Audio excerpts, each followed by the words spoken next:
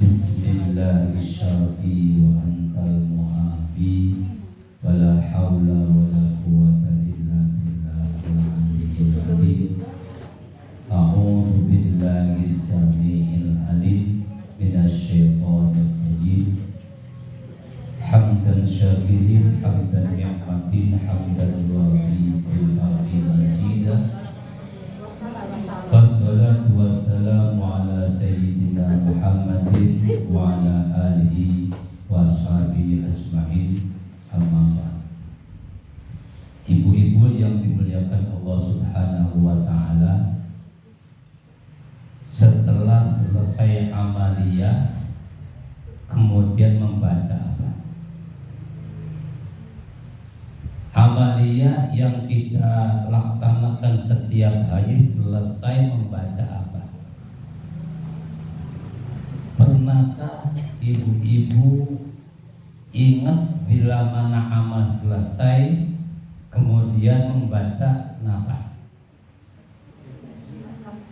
Contohnya wis mangan maca apa? Mensyukuri nikmatnya Allah bisa menjalankan ibadah. Adakah orang memperhatikan seperti ini? Setelah sembahyang selesai, assalamualaikum warahmatullah, assalamualaikum warahmatullah, kemudian membaca. Dibaca benar?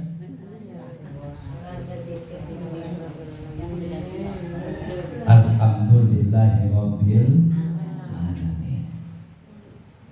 Bulan kemarin bulan Safar. Bulan apa? Safar. Ada ulama untuk meningkatkan amaliyah, meningkatkan keimanan dengan meningkatkan ibadah, yaitu ada rebo wekasan.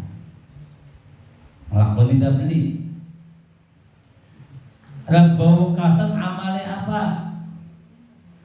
Kemarin ya baca Yasin, kemudian selesai membaca Gunasai.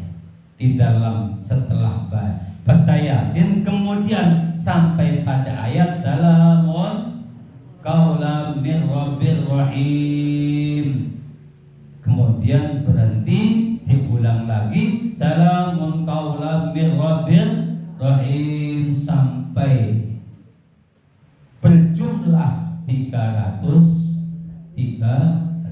Setelah itu meneruskan ayat sesudahnya salamun qaulam mir rabbil rahim. Bismillah nih.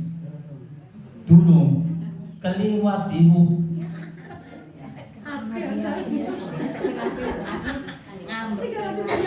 Tapi untungnya masih punya niat. Andai kata Allah memberikan kita pada umur yang panjang, maka safarnya akan datang, kita akan melaksanakannya. Ya ibu-ibu ya. Ilmu harus demikian. Setelah kita dapat ilmu, kemudian langsung diamalkan. Tapi itu mas. Awasnya sih dilanjutkan ya. Lanjutkan. Sampun selesai misalnya bahasa salamun qaulam min rabbil rahim. Begitu, kemudian sampai terus berhitung salamun qaulam min 13. Untuk apa? Untuk meningkatkan keimanan kita terhadap Allah SWT dengan amaliyah membaca Yasin. Kan begitu. Nah, kau membaca ayat salamun. Bulan Safar ini dia. Masuk Safar, bulan Safar ini masih Safar. Sudah selesai. Safar ini Safar. Belum. Ya, besok kali. Tembangin cepat Pak Ustaz. Berarti bisa dibaca loh. Kenapa? Bulan Safar ini kira. Tanggal berapa sih? Safarnya tanggal berapa? 5 tak. Sofarnya 5 ya Pak Ustaz. Nur? ngakem dulu. Dorong ning mokon kita siapa? Dorong ada orang darah. Nanti yang aku baca Senin emang panitia ali Rebo akhir bulan Safar udah belum? Belum. Surah Safar. Kan begitu. Kemudian setelah bulan Safar bulan Rabiul, dalam bahasa Jawa bulan apa? Mulut. Ada bulan mulut juga, ulama-ulama ya memberikan amaliyah, ada fadhailul a'malnya, yang artinya untuk meningkatkan keimanan kita, kecintaan kita terhadap beliau Rasulullah Muhammad SAW, karena beliau itu lahir pada bulan Rabiul Awal, juga wafatnya pada bulan Rabiul Mulut, bahasa Jawanya. Nah, kita kan biasa orang NU ya, masyarakat ada kata hal bila mana ditinggal mati suaminya, ditinggal mati anaknya, ditinggal mati ibu bapaknya, pas tahunnya itu acara hal dengan membaca Yasin, membaca takbir, kan begitu. Nah, ini kesempatan baik bagi kita orang muslim untuk milad li Rasulillah, juga nikun hal, kan begitu.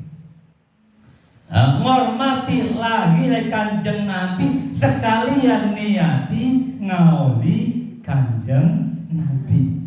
Hanya demikian. Bulan mulut ya, untuk mulut dan nikah. Imam Syafi'i radhiyallahu anhu memberikan makalah di dalam masalah keutamaan bulan mulut. Di antaranya, barang siapa yang memuliakan bulan mulut, bulan Rabiul Awal, dengan memuliakannya bagaimana? Membaca sejarah Rasulullah Muhammad SAW, ya, membaca sejarah Rasulullah dari mulai lahir sampai beliau wafat. Maka besok setelah kita mati akan berkumpul dengan syuhada wassalihin, ya, akan berkumpul dengan orang-orang yang mati syahid, akan berkumpul dengan orang-orang yang soleh. Pengen ibu-ibu? Pengen? Dengan melakoni lillah kita, karena Allah kita menghormati bulan Rabiul Awal, lahirnya Rasulullah Muhammad SAW, mengutamakan ya. Barang siapa yang mengutamakan hal-hal apapun juga, maka Allah akan mengutamakan pada kita. Jadi balasannya ada, akan diberi keberkahan di dalam hartanya, ya, akan diberi ketenangan jiwa dan raganya setelah kita menjalankan ibadah kepada Allah Subhanahu wa Ta'ala. Niati karena Allah Ta'ala. Paling tidak kita mengetahui, ya, karena kita orang Islam, bagaimana sejarah Rasulullah Muhammad SAW. Paham? Ngerti? Kang duit tadi tepak kanggo acara muludan. Sing duwe tenagae digunakan nganggo muludan. Sing duwe apa? Ya diundang sedulure, bature, kan begitu. Dikumpulaken. Boleh dikongok mangan-mangan bareng. Dibacakan dikit sejarah Rasulullah. Biasanya orang Jawa memakai marhaban, kan begitu. Walaupun belum ngerti artinya, tapi dibaca. Ya, itu zaman dahulu sudah ada. menjalankan. Karena apa? Karena tahu dan ada hasilnya. Kenapa ulama-ulama menjalankan adanya wud? Karena ada hasilnya.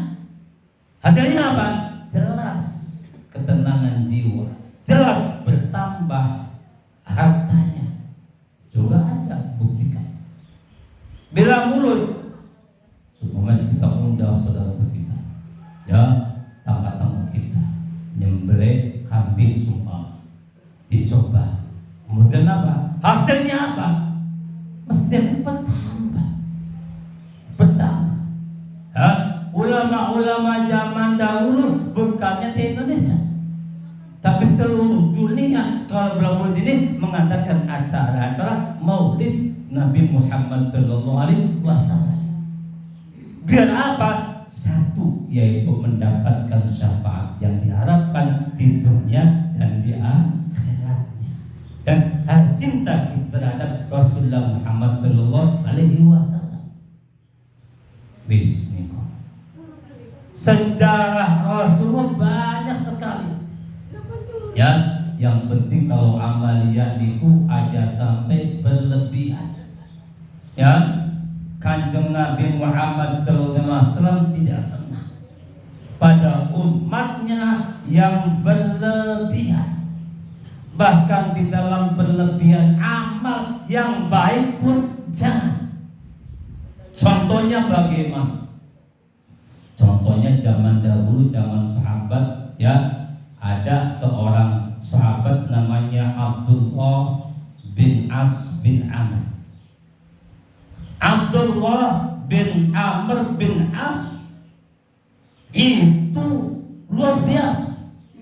Artinya apa? Allah memberikan kekuatan jiwa dan raganya sejak iman pada Rasulullah dan senang sekali beribadah.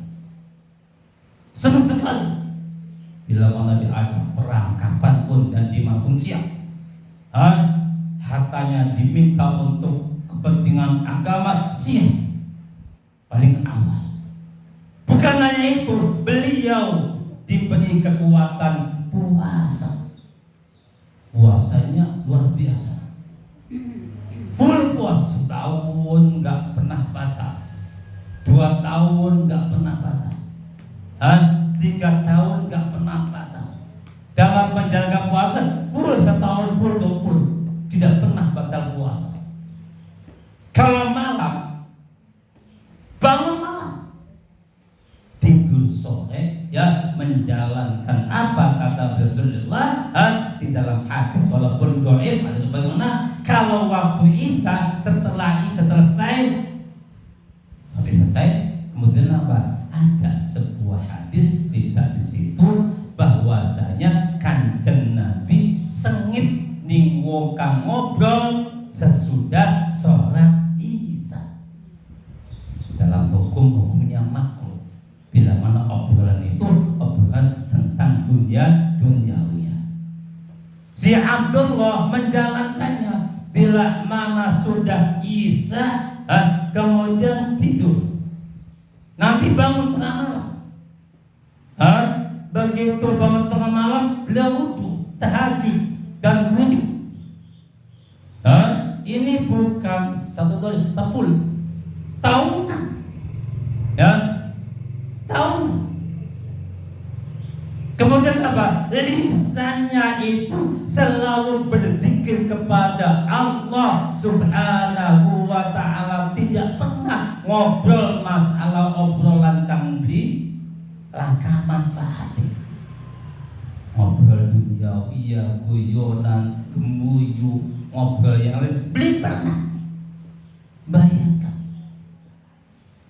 lisannya itu selalu berzikir kepada Allah sehingga apa? Lambe ningkono anak banyue karena apa? Lisannya selalu ingat pada Allah Subhanahu wa ta'ala dengan membaca tasbihnya, istighfarnya, sambil duduk, sambil jalan, sambil berdiri, terus aja. Tapi apa? Karena Kanjeng Nabi Muhammad SAW ditegur sama menasihati orang-orang yang tidak disenangi sama Allah Ta'ala, walaupun di dalam ibadah. Dalam Al-Quran Sabbihis fadzakir in nafa'atiz dzikra sayadzakkaru man yakhsha wa yatajannabu al-ashqa alladzi yaslan naral kubra. Fadzakir, maka ingetaken sapa sira Muhammad, ya, suruh mengingatkan. Fadzakir, suruh mengingatkan kepada siapa? Pertama, mengingatkan pada diri sendiri, karena ada kesalahannya, walaupun sifatnya atau jasadnya seorang nabi dan rasul. Kenapa? Sifat basariyah mesti ada khata' wal nisyan. Tapi anehnya khata' wal nisyan Rasulullah ini sebagai syariat. Kalene Kanjeng Nabi ku bagus, ya, nisyane Kanjeng Nabi ku bagus. Khata' wal nisyan Kanjeng Nabi itu membuat kita jadi syariat.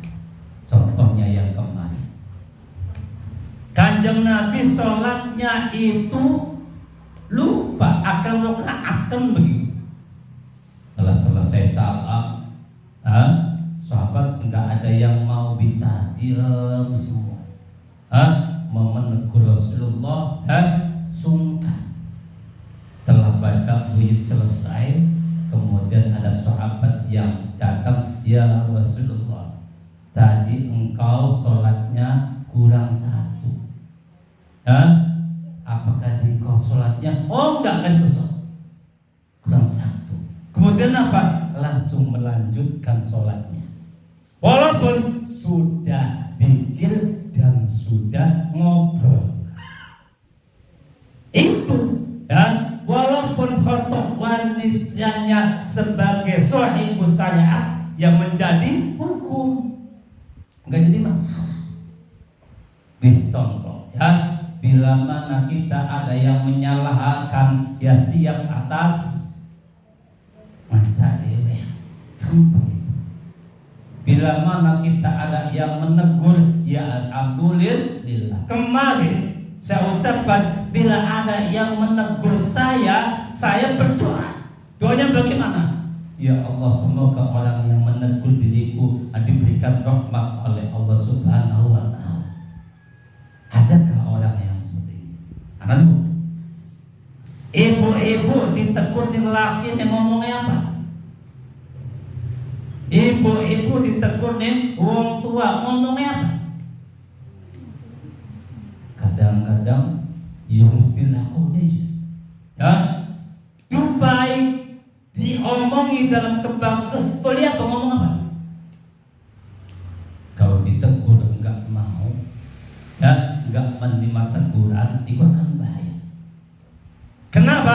Fadzakir in nafa'atiz dzikra, in nafa'at lamun, ya, in nafa'at, fadzakir, maka elinga sapa Muhammad, fadzakir in nafa'atiz dzikra, in nafa'at, dan lamun manfaat apa dzikra, pengingat-ingati atau nasihat. Jadi untuk menasihati, untuk menegur orang, nalikalane orang itu, ya, ada manfaatnya. Jadi saya berpendapat pada yang ini, karena ada dua pendapat. Tegurlah orang yang salah, umum, siapa saja orangnya, baik orang yang mengerti ataupun orang tidak mengerti, ya. Tegurlah dengan teguran yang ada adabnya, ada tata keramanya. Kalau menegur orang jangan di hadapan orang lain. Sama saja kalau menegur di hadapan orang lain, apa? Mencibir namanya. Jadi kalau ngomongin anak atau ngomongin siapa saudara kita yang salah, maka tegurlah. Tapi negurnya dengan tata krama,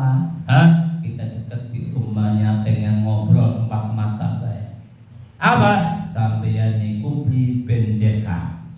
Priben jadi ning adine. Priben jewa ning wae. Apa sih mengkonon itu kayaknya kurang bagus. Si enak omongan. Tegurannya si enak. Barangkali apa? Manfaat sehingga apa? Orang itu mau ditegur. Tapi ada orang yang tidak mau ditegur. Anak nalika ditegur akhirnya apa nih, orang itu tidak mau. Bahkan ada orang yang dimana kalau diberi teguran atau dinasihati atau diomongin kupingnya panas. Ada nggak? Siapa? Saya. Iya, pokoknya. Apa mana kamu omongan lah derajatnya? Apa man kamu omongan sebawah kita? Entah di dalam ekonominya atau di dalam ilmunya atau di dalam yang lain-lain. Karena kita pernah diomongi ya, dinasehati, diberi mau itu kupingnya panas sampai tukang otak merasa tersinggung saya, merasa dijatuhkan nama baik saya, merasa apa? Merasa dikongong ya, dan kita itu beli duit apa? Hanya panas kuping, timbul emosional. Kalau orang demikian ini hati-hati, berarti apa? Diri sendiri yang punya penyakit, namanya penyakit hati. Hatinya sakit, ya. Hati lagi atos, hati lagi sakit. Baka hati sakit, hati atos. Bagaimana caranya untuk hati ini lemes kembali? Lagi dan hati ini komo sehat hati. Hanya orang-orang yang ditegur mau menjalankannya, ini adalah hatinya luwes, lemes, hatinya disakit. Berarti saya waktu itu hatinya sakit. Kenapa? Karena kupingnya panas, otaknya panas, dan saya tidak mau diomongin pada siapapun. Juga waktu itu belum sadar. Inna fa'ati dzikra kami fadzakir inna fa'ati dzikra. Saya dzakar mai yakhsha. Saya dzakar mai yakhsha. Hanya orang-orang yang mau menjalankan nasihat, hanya orang-orang yang mau menjalankan teguran, itu adalah orang yang yakhsha kepada Allah Subhanahu wa taala. Berarti orang itu takut sama Allah sehingga mau menjalankan atas tegurannya. Ada taufik dan hidayah Allah sehingga menjalankan itu nasihatnya. Masya Allah. Akhirnya apa? Si Abdullah bin Amr bin As ditegur oleh Rasulullah, dipanggil oleh Rasulullah, kemudian diberikan nasihat. Kenapa? Karena Rasulullah diperintahkan oleh Allah untuk menegur siapa saja, orang apa aja, baik itu orang yang tidak menerima atas tegurannya, seperti Abi Lahab, ya, seperti siapa lagi di situ, kafir Quraisy, Abu Jahal dan macam-macam. Terus saja tidak pernah berhenti memberikan kebenaran, mengajak kebenaran, mengajak ikut ngaji dan sebagainya. Akhirnya Abdullah bin Amr bin Rasulullah menegur, ya Abdullah, jare kaji Nabi, bahasanya halus kan Nabi. Jare wong-wong itu sampeyan, kata orang-orang itu sampeyan kalau pagi puasa saja, betul enggak? Kalau malam tahajud saja, betul enggak? dan punya lisan itu selalu berzikir? Iya tidak pernah ngomong masa duniawiyah. Akhirnya jawab, ya Rasulullah, memang benar, saya benar. Kenapa? Karena saya kuat. Kata beliau itu keduanya, ya Abdullah, kamu jangan begitu. Puasalah dalam sebulan 3 hari cukup, yaitu puasa tanggal berapa? 13, 14, 15. Itu zaman Rasulullah. Abdullah apa? Ngengkel. Masya Allah, kan begitu. Abdullah bin Amr ngengkel. Ngengkel apa? Ya Rasulullah, saya lebih kuat dari puasa yang itu. Rasul dia. Kemudian memberi kabar, ya Abdullah, kalau ente puasa seperti itu rasa kuat, maka puasalah yang lebih afdol, lebih utama. Puasa apa? Puasa Nabi Daud, yaitu diselang-selingi. Hari ini puasa, besok tidak puasa, terus saja. Itu puasa yang lebih utama. Ngengkel lagi. Ya Allah ya Karim, angel temen wong ke. Kenapa? Karena abdinya keras. Kenapa? Karena dia ngomong dalam kekuatannya perang saya kuat. Rasulullah tidak senang yang demikian. Senangnya apa? Bila ditegur dia dengarkan. Begitu pikirkan, jangan bicara. Diam, pikirkanlah, kemudian ngelakoni, laksanakan. Itu senang Rasul demikian. Akhirnya tidak mau lagi. Saya lebih kuat daripada puasa Rasulullah. Ngengkek. Akhirnya Abdullah diberi kabar, udah kalau begitu puasanya seminggu 2 kali saja, Senin, Kamis. Rasulullah menjalankan puasa Senin karena lahirnya beliau sendiri, dan Kamis hari puputannya Rasulullah dipuasai. Loh, ya boleh kita puasai hari weton. Nanti apa? Biasanya orang Jawa suka puasa, saya lahirnya hari Jumat, puputannya hari Senin, saya puasa hari Jumat dan Senin. Itu boleh. Tapi ada hadis bila mana puasa hari Jumat harus dibarengi dengan hari sebelumnya atau hari sesudahnya. Pada apa? Kalau Jumat lahirnya, puasanya dibarengi dengan hari sebelumnya, Kamis, atau sesudahnya Sabtu. Itu hanya anjuran, tidak apa-apa kan begitu. Itu yang terbaik.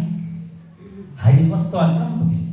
Kenapa? Karena mengikuti Rasulullah Muhammad SAW, hari lahirnya dipuasai. Supaya apa? Supaya harga dirinya itu mulia. Badannya 50 apa sampai. Rasulullah kenapa keringatnya baunya harum sekali? Bahkan keharuman keringatnya itu jangkauannya 1 kilo, bayangkan. 2 kilo, bayangkan. Kenapa? Karena beliau itu selalu menghargai badan dan keringatnya. Sebelumnya amalia yang membuat badannya jangan bau. Orang kita tapi mikir, enak ya, harus dibeli kan begitu. Rasulullah selalu mandi 2 kali, bahkan 3 kali, bahkan 4 kali satu hari. Walaupun waktu itu kan tidak ada air, tapi tetap Rasulullah mandi. Walaupun badannya keringetnya mampu wangi, tapi terus mandi. setiap sebelum sholat Jumat akan kumpul-kumpul bersama orang banyak. Rasulullah mandi. Padahal apa? Kalau tidak mandi setahun pun tidak bau. Enak banget. Pada usaha harus bisa harapan mandi beli adus. Tukang nengennya mau beli kerungu segala semua. Ada ibu-ibu tidak mandi baunya skandal sih. Akhirnya apa? Akhirnya ya Rasul puasa. Karena dipuasa jadi keringat dia mampu wangi. Jadi ucapan yang dijaga oleh malaikat. Ya, tingkah lakunya harus dijaga oleh malaikat dan selalu mendapat taufik dan hidayahnya. Tidak pernah salah dalam dunia ya. Dan walaupun salahnya Rasul ini sebagai syarat, tapi Rasulullah pun ada ajaran doa kan begitu. Seperti apa? Doa seperti aib kita supaya jangan dikatakan orang lain, jangan dibebet oleh orang lain. Doanya apa? Kemarin Allahumma fir dzunubana wastur uyubana wayasir umurana, atau dibalik Allahumma fir dzunubana wayasir umurana wastur uyubana. Ini untuk siapa? Untuk siapa? Untuk kita umatnya. Rasulullah tidak butuh, tidak butuh akan aibnya. Aibnya itu apa? Aibnya itu dibicarakan. Beli butuh. Apa beli enak dia makannya? Enggak kan begitu. Tidak pernah Rasulullah mengungkit atau membalas ungkitan daripada orang yang menjelekkan beliau waktu beliau itu. Bahkan setelah wafat pun Rasulullah tidak akan sakit ya. Walaupun wafat, walaupun menjelekan, ada yang ngomongi tidak akan itu hakikat Rasulullah. Dengan doa itu untuk kita sebagai umatnya.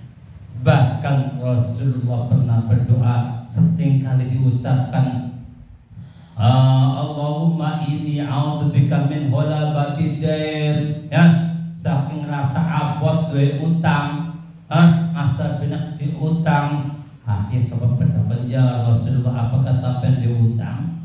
Rasa abot, asa berat, asa benak. Saudara, dalam jawabnya tidak demikian. Kenapa? Saya takut kalau punya utang itu holabah. Holabahnya ada dua holabah. Satu holabahnya akan menjadikan susahnya itu atau dikono blenake itu siji itu adalah bohong. Sebaik sama utang. Utang duite bu kanggo apa? Dijawab oleh orang yang mau utang. Kemudian jawaban sampean kanggo balistik itu bayar. Tolip bohong hukum. Gampang dalam bohong. Contoh yang lain, utang duit karo bank. Ya, utang duit karo bank yang usaha-usaha. Pengusaha-pengusaha yang menengah atau baru hutang ngomongnya kanggo modal. Telah cair duitnya cair ini semuanya tidak untuk modal. Balik apa? Kanggo buku pakaian anyar, kanggo buku motor anyar. Itu salah, bohong namanya. Kalau utang itu yang lempeng, yang jujur. Utang untuk apa? Digunakan untuk apa? Jangan untuk apa-apa. Paham? Ngerti-nya? Utangnya nganggo bayar listrik ya nganggo besi kabeh.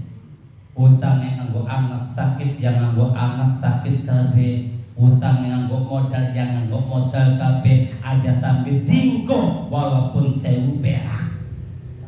Itu nempeng namanya. Rasul takut akan kebohongan seperti itu. Dan takut lagi, biasanya kalau orang utang itu ada janji-janji palsu. Iya, siapa boleh? Kita. Begitu utang ditagih sama orang yang punya orang utangin, Kak, jadi sampai bayarnya Kak seminggu. Ya, utang duitnya sih, ya. Sukikan bayar pasti. Bagaimana? Demi Allah, naudzubillah min dzalik. Maksudnya supaya dikasih. Senjatanya itu dengan janji dan mengucapkan demi Allah. Khawatir dijumpai. Iya bukan? Jangan sampai seperti itu. Kalau so takut akan kedua masalah di dalam utang, yaitu satu kebohongan, kedua apa? Tidak amanah. Alias nih kono beli jujur, ditagih bayarnya engkau emben entok,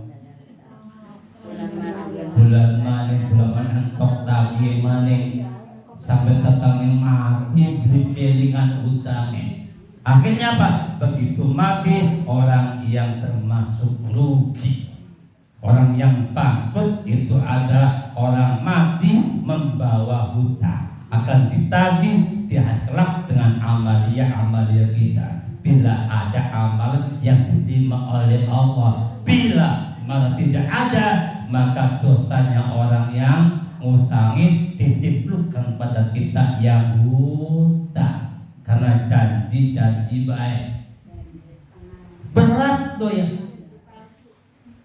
Saya punya hutang, saya yakin, ya Allah saya minta rezeki, ya Allah kamu bayar hutang.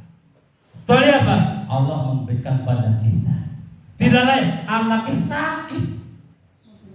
Rabi ngomong, Bi, ini anak ini sakit terus Bi minta ke dokter. Saya bingung, apakah untuk anak atau untuk ke dokter? Ngomong salah. Bejur suruh siapa? Iya bu. Pegawai kita ngomong. Pegawai kita. Lah untung kita ngaji kan begitu. Kalau mau utang, gunakan uangnya untuk kebenaran apa yang kita butuhkan.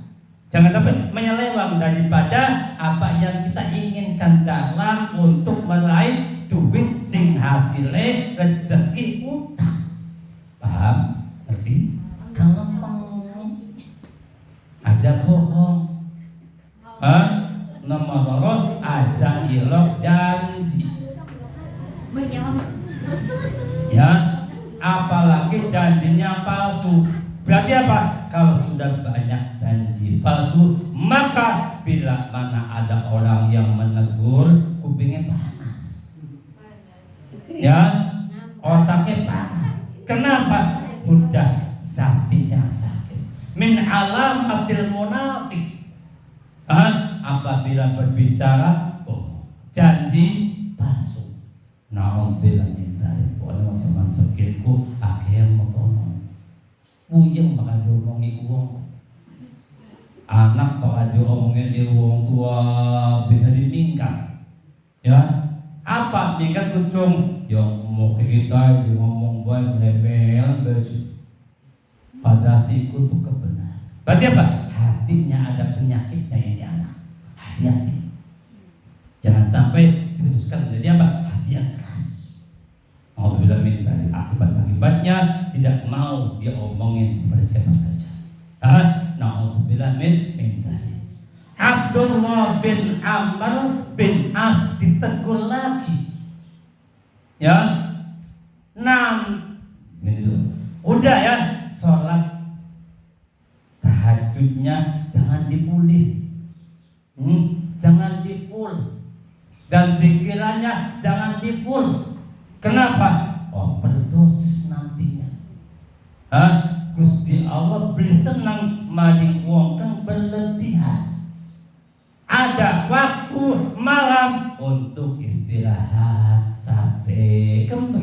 jangan dipaksakan. Ya, begitu pun lisan untuk mengucapkan kebaikan, ya, untuk mengucapkan hal duniawiyah pun apapun juga diucapkan oleh lisan, ya, walaupun kayaknya tidak ada manfaatnya, tapi ada manfaatnya. Abdullah tetap orang gelap diomongku. Akhirnya apa?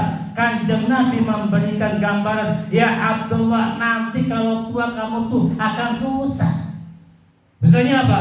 Matamu akan tekung, cekor, ya, badanmu akan rapuh.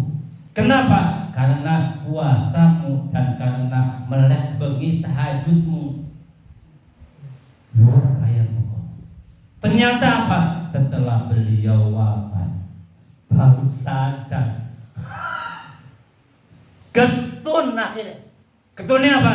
Lah iya deh. Mama putih dulu dari Rasulullah.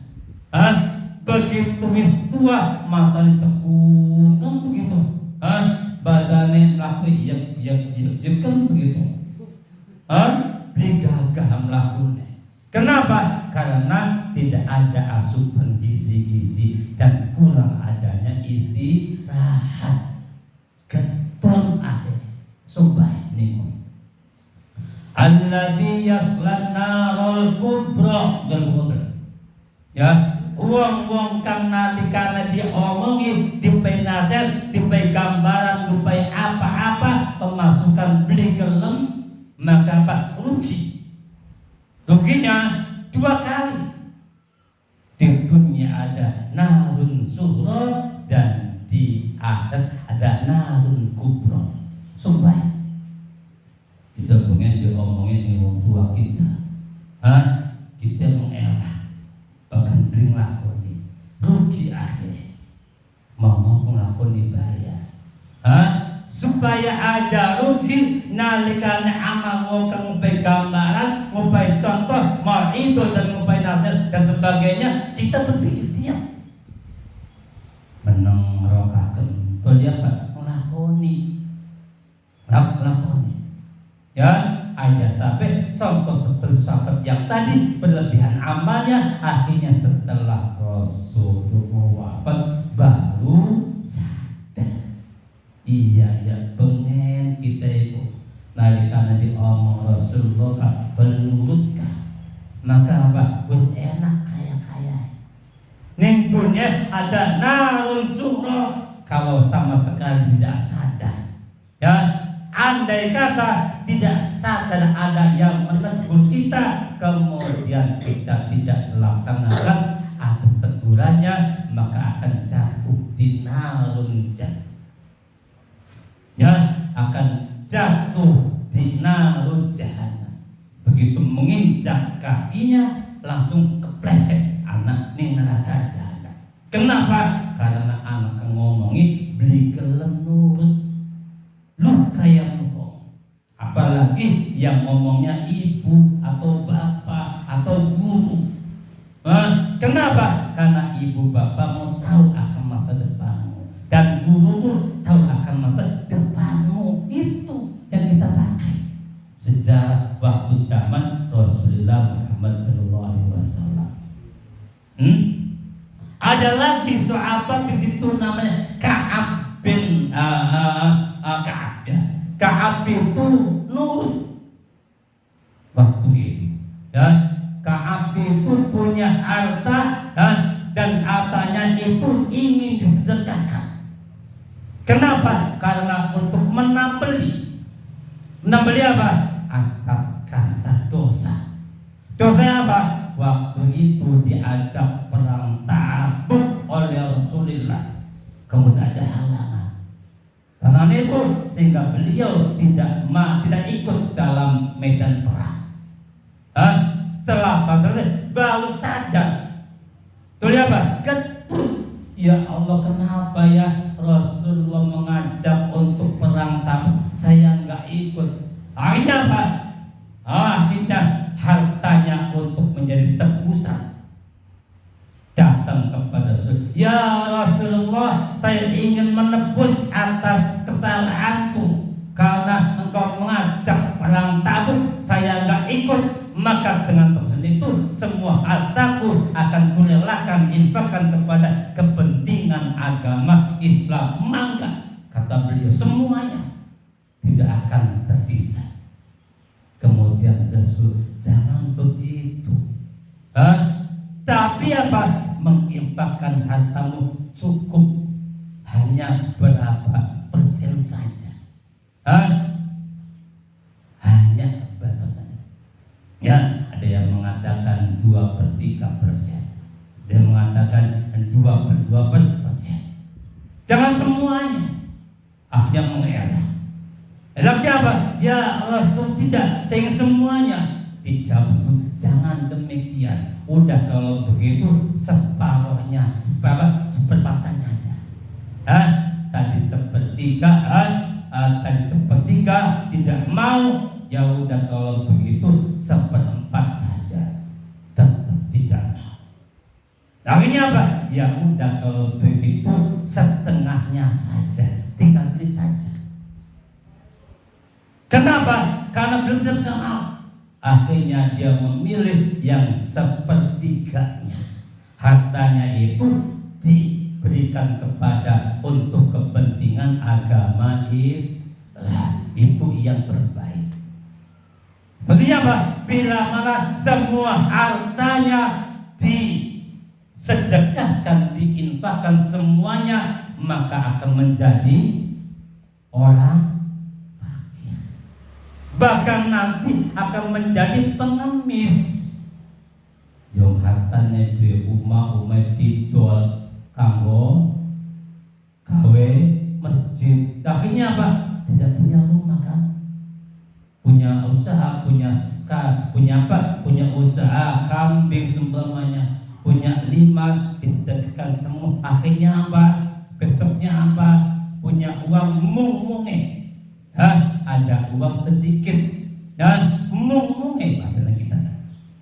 Kemudian sedekahkan semua. Akhirnya apa? Begitu melapar jadi ketun. Iya kan begitu. Jangan sampai ketun. Rasulullah memberi kabar udah 1/3-nya saja atau 1/4-nya atau 1/2-nya. Yang terbaik itu adalah 1/3 hartanya disedekahkan dengan semuanya. Karena ada orang zaman dahulu punya tanah banyak, ya tanahnya banyak, dibabakan. Akhirnya apa? Tanah itu saking senangnya ngamal, akhirnya apa? Semua tanahnya akan saya wakafkan untuk masjid. Kabeh, masya Allah kan begitu. Begitu kabeh disedekahkan untuk wakaf. Begitu dipakai untuk masjid, dipakai untuk kotak sebagainya. Akhirnya apa? Anak-anak dulunya menjadi orang yang fakir, fukara, hanya punya itu wakofannya bapak saya, itu wakofannya bapak saya, masjid wakofannya bapak saya. Hanya demikian. Masya Allah, itu ada Rasulullah. Tegurannya itu bila ada yang menegur, siapapun tegurannya kita diam, berpikir melakoni belum perkara. Ya, aja sampai nikono diberikan petua, kemudian apa? Ngomani. Allah Ta'ala nikono bendu maringo Islam. Apabila ditegur kemudian apa? Ngerasa gede, ngerasa hebat, ngerasa kuat, ngerasa ngomong seperti tadi.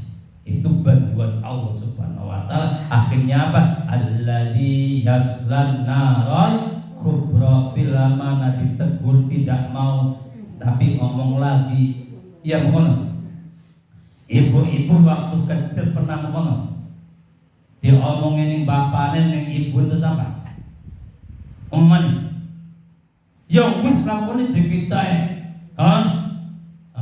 atau rezeki dapat omongannya. Kadang-kadang ada teguran, sabar ya, lagi diuji ning Gusti Allah sampeyanku. Dijawab, jawab sok tidak lawan makanan cuma sila bersabar sabar cuma sila baik atau diomongin sabar ya ini lagi disimpan iya jekang kita ini semene ini lagi nuruti kodrati Gusti Allah. Salah itu. Jangan ditentukan kemampuanmu atas ketidakmampuanmu, itu adalah takdir Allah. Jangan. Ya, bila mana lagi diuji nih Gusti Allah kelopak kan sembelih. Kemudian anak wong ngomongi rontaken aja ngomong maning. Kadang-kadang kita bersadar. Ngomong apa? Ngomongnya iki takdir Gusti Allah jika menang begitu ya Allah ya kan.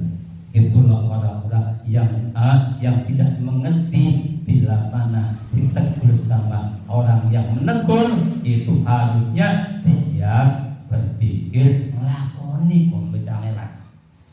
Aja dibukakan wis karena takdir Gusti Allah aja pun. Ya, takdir Allah itu tidak boleh diomongin pada kejelekan-kejelekan. Sumpama ya anak wong kang ning kono sembahyang sumpama diajak sembahyang si jabe ning kono wis takdir kita bokatan kudu ning neraka tempate. Sembahyang siapa mana ya? Sembahyang titipai. Sembahyangnya ning sila baik. Itu Allah bentuk. Jangan ucapkan demikian, meneng pikir boleh ngelakoni angkat semua aja bambu itu. Dengan adanya Maulid Nabi ya kita menggambarkan dengan Rasulullah banyak sekali. Kamu Rasulullah untuk masalah itu ya untuk mengatur kehidupan nyaman, aman, tentrem, adem, ayem. Ada lendeng, ada kecewa, ada nikon apa dan apa. Lillahi ta'ala, karena Allah kita duweni hati yang luas, ya pikiran yang luas, dan semuanya itu ada keluasannya, dan ada kadar-kadarnya. Jangan ditimpulkan itu adalah kodok dari Gusti Allah, tapi ditimpulkan pada kejelekan. Begitu dapat ujian kelopak sakit, kelopak ekonominya, kelopak apa, beliau apa? Bis takdir Gusti Allah. Enak banget nih ngomongnya. Manusia kenapa? Karena tidak mengerti ilmunya takdir Gusti Allah. Paham? Ngerti? Wis ayu pada nikono memperingati Maulid Nabi Muhammad sallallahu alaihi wasallam supaya apa? Kehidupan kita berkah. Kata Masawi supaya kehidupan berkah, di antaranya amalnya menghormati, mengikuti apa? Mengikuti dan memperingati Maulid Nabi Muhammad sallallahu alaihi wasallam supaya berkah kehidupannya. Umum hartanya berkah, anaknya berkah, dan ekonominya berkah, rumah tangganya berkah. Semuanya akan berkah. Bisa babi menghormati Maulid Nabi Muhammad sallallahu alaihi wasallam. Dan jangan lupa memperbanyak membaca sholawat, ya, untuk membuktikan kita cinta kepada Rasulullah. Buktikan dengan lisanmu banyak membaca sholawat, dan rezekimu sisipkan untuk memperingati Rasulullah. Tenagamu untuk diantaranya amalia supaya mendapatkan keberkahan dari Allah Subhanahu wa ta'ala. Semoga mawon mugi-mugi ta'ala membaik keberkahan di dunia dan akhiratnya. Ibu-ibu yang dimuliakan Allah, assalamualaikum warahmatullahi wabarakatuh. Subhanallah walhamdulillah wa la ilaha